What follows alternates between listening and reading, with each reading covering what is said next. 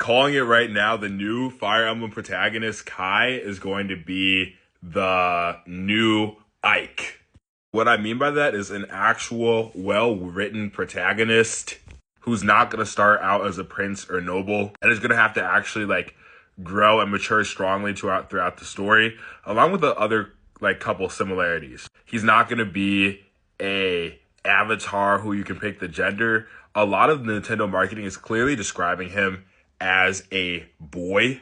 So it seems like this is his actual design. And the I'm fighting to save my father's life makes it pretty clear, like, he's not fighting as a prince of a nation like Theodora is as a queen. I think that save my father's life motivation is also really interesting because we know this is Fire Emblem and we know that dads, except for the Goat Eliwood, do not have a good likelihood of surviving, which puts us in that same Ike from FE9 camp of him ultimately failing to save that dad due to some antagonistic figure or force, and then setting up an antagonist to have potentially as great an impact as the Black Knight does, and that personal investment that we've really been lacking.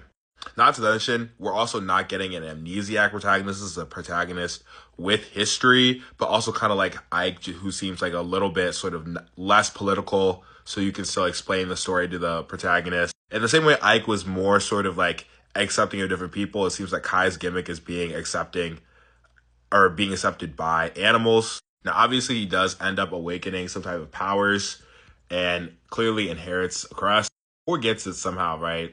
You can also inject crests into people in the Fodlan universe. But either way, that'll be interesting. And then we have my other theory that the time skip is coming back. This protagonist looking this young kind of gives an energy like there'll be a kind of part 2 where he'll get to age up and go to war. Made a whole video about that. Basically, the idea is that like part 1 is going to focus around the conflict will be these games and training for the games and stuff, kind of like how the Monastery Academy was in Three Houses, and then part 2 will be the countries actually going to war, because we've seen so much beef between the different countries, and the different characters from different countries have different backgrounds behind them.